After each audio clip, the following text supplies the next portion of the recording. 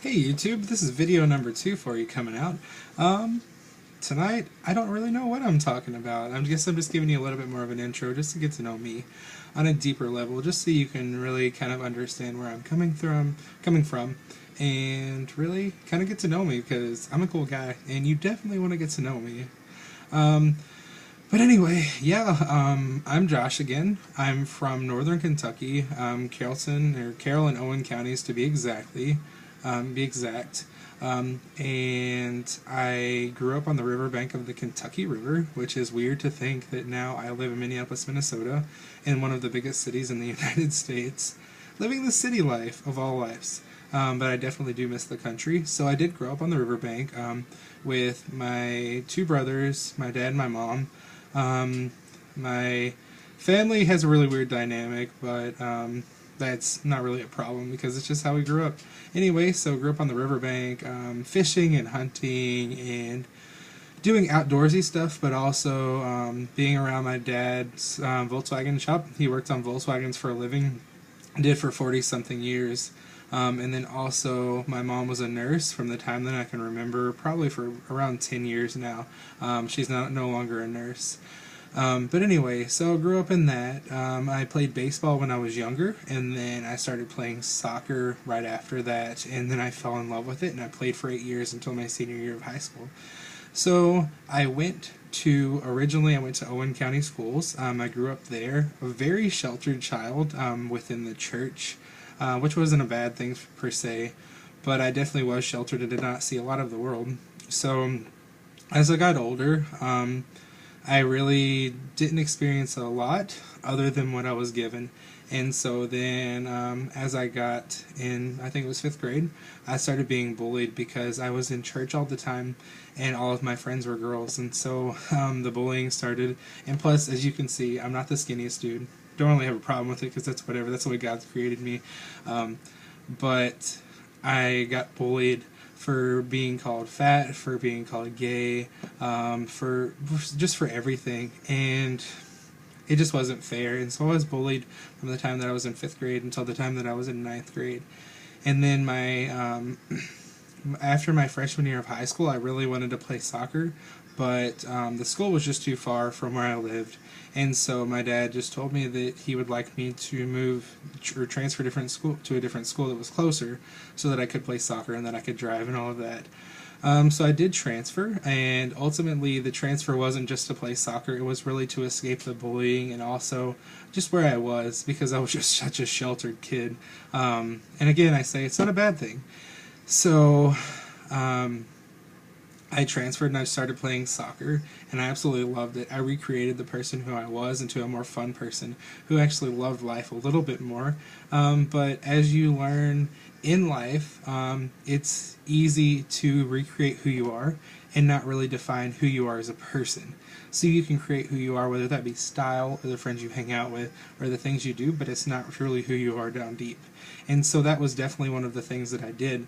I created who I was, which was an awesome person, and it truly is part of who I am today. So that was super cool. And so I played soccer at Carroll County High School. I was a part of as many things as I could be: National Honor Society. Yeah, I can't even remember the other clubs because I was just so involved. So I loved it. I loved everything. I had a great group of friends, but it really wasn't exactly what I needed, because I had a lot of friends, but I never fit in. I fit in with the really cool friends I had. They were truly accepting of who I was as a person. Like, they didn't know me, but they knew that I was a cool person, so they loved me. I didn't have to fit into the jock type or the prep type or anything like that.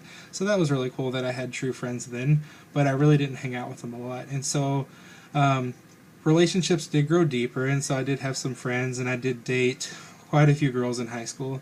But a lot of that stuff was just to fit in, even though I never fit in. And I was searching for everyone's approval.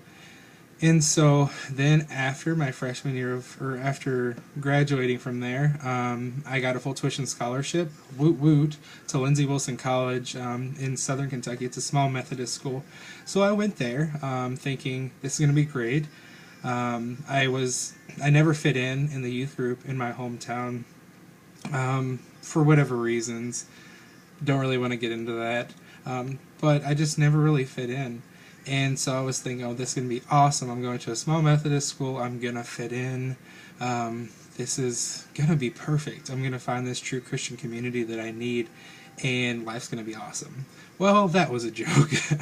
So I go to school, and I really press in, and I'm part of the drama club on campus for the Christian ministries, and I was there early to service, and then after late, and I was a part of everything I could be, just so I could have those friends. And the best friends that I made during that time were the people that were outside of the church, or the people that weren't part of church or ever were a part of church. And so it's just really funny to see that disconnect of how the best friends that I made weren't even the ones that I was pressing into the most. So then as I progressed after that, I started nursing school. I changed from education to nursing I think my sophomore year. So beginning of my sophomore year, I started nursing. And so then I started nursing school, and the awesome part of having clinicals at 5 a.m. On a Thursday morning was not fun to look at, but I was so excited for it because it was something that I could do and feel real. So I started nursing school, and then I had clinicals at 5 a.m. on Thursdays.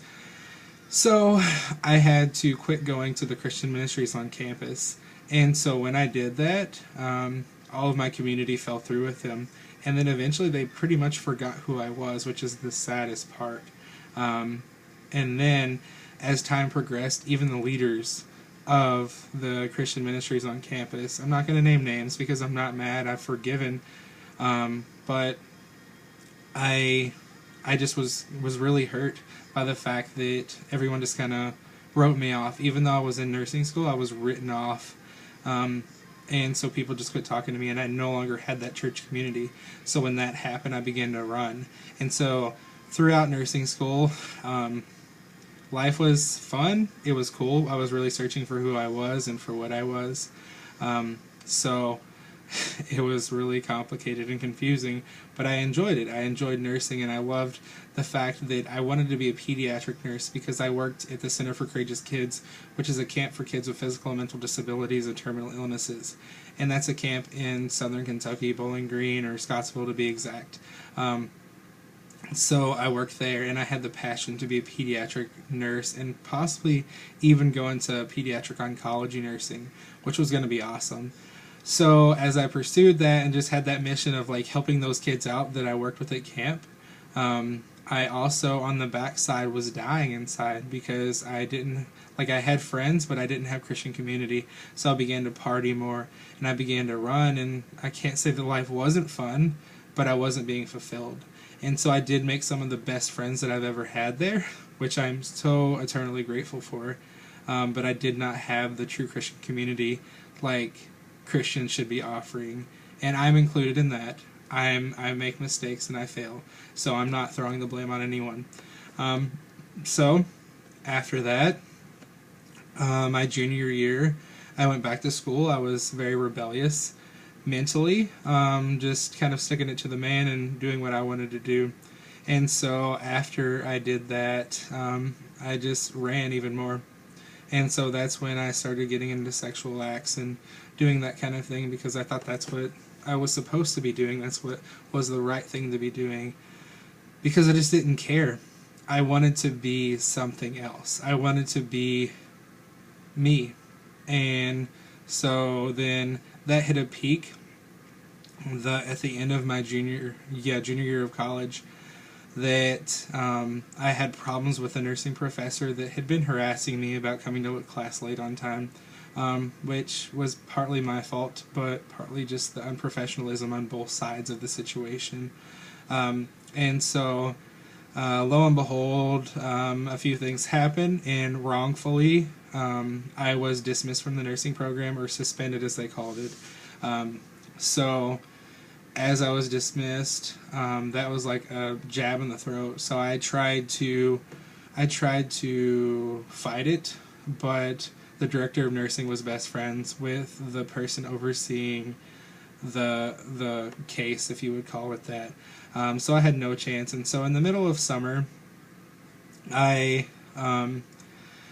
I had just kind of an epiphany of like everything in life was going wrong, and then I was talking to my best friend Aaron, and I was like, "What is going on with me? I am having so many problems, but at the same time, like these are just small things." Because I was working with kids with muscular dystrophy, and if you know anything about them, their life expectancy isn't very long because their muscles are breaking down from the time they're born. And so I was just like, I'm allowing these little things to get in the way. And these kids, they can't, they can dream, but their life isn't expected to be that long. So they may achieve some dreams, but they don't have 90 years to dream them in. And so I was like, this is wrong, this is stupid. So at that point, my friend Matt, who now lived in Minnesota and was interning at Substance, had talked to me before about the internship, but never had tried to get me into the internship, which is really funny because at that point, I almost heard the Holy Spirit speaking to me, and it was just like, do the internship. And so I just had this huge impression to do it, and so I was like, all right, that's what I'm going to do. I don't really have any other choices, but I'm pumped about it. Like, that's a new opportunity. That's in the big city. Yeah, let's do it. So I applied for the internship. A week later, I got a call and had my phone interview literally at like midnight, which was crazy because I was sneaking out. Sorry, CCK. I was sneaking out past curfew to have this phone interview, and I got a call, or I got an email a week later. The day after that, I left camp and was in Louisville with my friend, and I